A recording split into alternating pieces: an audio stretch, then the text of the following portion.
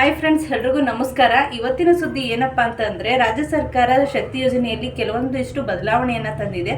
ಏನು ಅಂತಂದ್ರೆ, ನೀವು ಇಷ್ಟು ದಿನ ಆಧಾರ್ ಕಾರ್ಡ್ನ ತೋರಿಸಿ ಎಲ್ಲಿಗೆ ಬೇಕಾದ್ರೂ ಹೋಗಿ ಬರ್ತಾ ಇದ್ರಿ ಬಸ್ಸಲ್ಲಿ. ಯಾಕಂದ್ರೆ ಎಲ್ಲ ಕಡೆ ಫ್ರೀ ಅನ್ಕೊಂಡು ಒಬ್ರೋಗೋ ಜಾಗಕ್ಕೆಲ್ಲ 2-3 ಜನ ಕೂಡ ಹೋಗಿ ಬರ್ತಾ ಇದ್ರಿ. ಆದ್ರೆ ಇನ್ಮುಂದೆ ಹಾಗಾಗಂಗಿಲ್ಲ.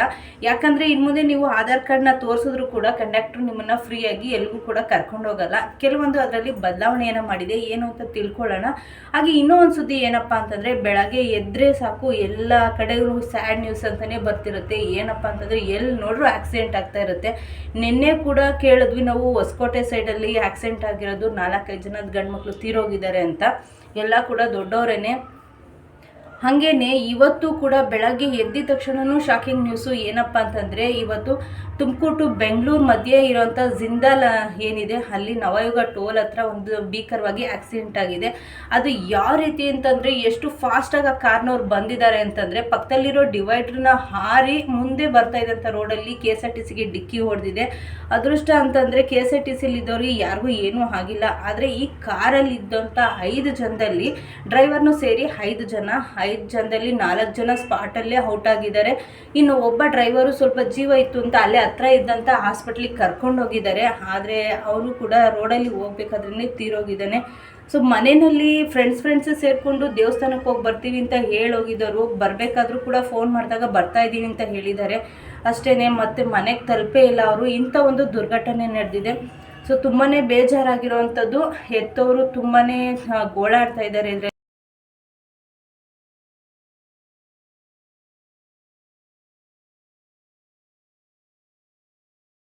ಹಾಗೆ ಇನ್ನೊಂದು ಸುದ್ದಿ ಏನಪ್ಪ ಅಂತಂದರೆ, ಕೇರಳನಲ್ಲಿ ಏನಾಗ್ತಿದೆ ಅಂದರೆ ಎಲ್ಲ ಕಡೆನೂ ಟ್ರಾಫಿಕ್ ಇರೋ ಅಂಥದ್ದೇನೆ.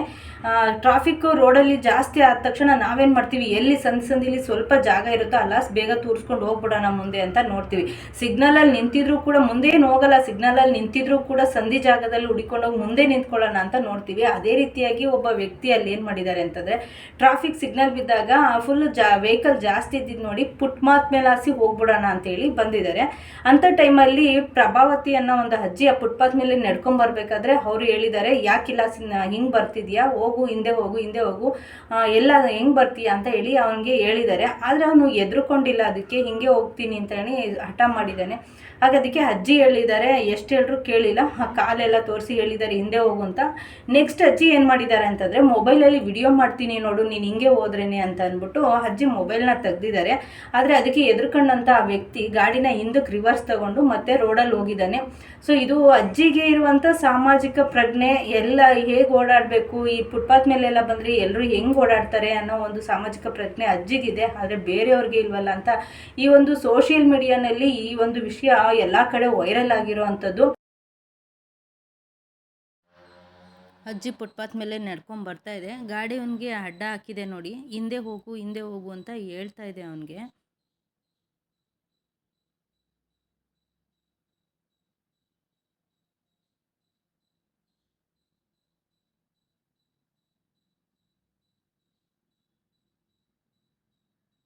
ಗಾಡಿಯವನು ಏನು ಹೇಳಿದ್ರು ಹಿಂದಕ್ಕೆ ಹೋಗ್ತಾ ಇಲ್ಲ.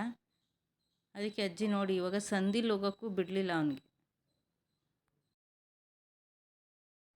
ಅಲ್ಲೇ ಇದ್ದವರೊಬ್ಬರು ಅಜ್ಜಿ ಮಾಡ್ತಾ ಇರೋದನ್ನ ನೋಡಿ ಅವ್ರ ಮೊಬೈಲಲ್ಲಿ ವಿಡಿಯೋ ಮಾಡಿದ್ದಾರೆ. ಅಷ್ಟೇ ಅಲ್ಲ, ಅದನ್ನ ಈ ಒಂದು ಸಾಮಾಜಿಕ ಜಾಲತಾಣದಲ್ಲಿ ಹಾಕಿರೋದ್ರಿಂದ ಅದು ಫುಲ್ ವಿಡಿಯೋ ವೈರಲ್ ಆಗಿದೆ.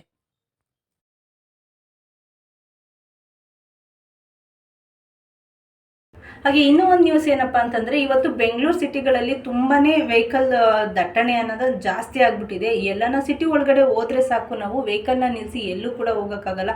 ತುಂಬಾ ಭಯ ಆಗ್ತಿರುತ್ತೆ, ಎಲ್ಲಿ ನಿಲ್ಲಿಸಿದ್ರೆ ಯಾರು ಬಂದು ಎತ್ಕೊಂಡು ಹೋಗ್ಬಿಡ್ತಾರೋ, ಏನಾಗುತ್ತೋ ನಮ್ಮ ವೆಹಿಕಲ್ ಅಂತ. ಆದರೆ ಇನ್ನು ಮುಂದೆ ಆ ಭಯ ಪಟ್ಕೊಳ್ಳೋದು ಸಾಧ್ಯ ಇಲ್ಲ ಅಂತಲೇ ಇವಾಗ ರಾಜ್ಯ ಸರ್ಕಾರ ಏನು ಮಾಡ್ತಿದೆ ಅಂತಂದರೆ, ಪೇ ಆ್ಯಂಡ್ ಪಾರ್ಕಿಂಗ್ ಅಂತ ಮಾಡ್ತಿದೆ. ಅಂದರೆ ದುಡ್ಡು ಕೊಟ್ಟು ವೆಹಿಕಲ್ನ ನಿಲ್ಲಿಸ್ಬಿಟ್ಟು ಹೋಗಿ ಅಂತ. ಮೊದಲು ದುಡ್ಡು ಕೊಡ್ತೀನಿ ಅಂದರೂ ಕೂಡ ಎಲ್ಲೂ ಕೂಡ ಪಾರ್ಕಿಂಗ್ ವ್ಯವಸ್ಥೆ ಇರಲಿಲ್ಲ. ನಿಲ್ಸೋದಕ್ಕೆ ಭಯ ಇಲ್ಲದೇನೆ ಎಲ್ಲೂ ಹೋಗೋಕ್ಕಾಗ್ತಾ ಇರಲಿಲ್ಲ. ಆದರೆ ಇವಾಗ ಎಲ್ಲ ಕಡೆಗಳಲ್ಲೂ ಕೂಡ ಕಾರಿಗಾಗ್ಬೋದು, ಬೈಕಿಗಾಗ್ಬೋದು, ಎಲ್ಲ ಕಡೆ ಕೂಡ ಒಂದು ದುಡ್ಡು ಕೊಟ್ಟು ನಿಲ್ಲಿಸೋ ಅಂತ ಒಂದು ಪಾರ್ಕಿಂಗ್ ವ್ಯವಸ್ಥೆಯನ್ನು ಮಾಡ್ತಾ ಇದೆ. ಇದರಿಂದ ಜನಕ್ಕೆ ತುಂಬಾ ಅನುಕೂಲ ಆಗಿದೆ ಅಂತ ನಾನು ಅಂದ್ಕೊಂಡಿದ್ದೀನಿ. ಇದ್ರ ಬಗ್ಗೆ ನಿಮ್ಗೆ ಏನು ಅನಿಸುತ್ತೆ ಅನ್ನೋದನ್ನ ನೀವು ಕಮೆಂಟ್ ಸೆಕ್ಷನಲ್ಲಿ ಹಾಕೋದನ್ನ ಮರಿಬೇಡಿ.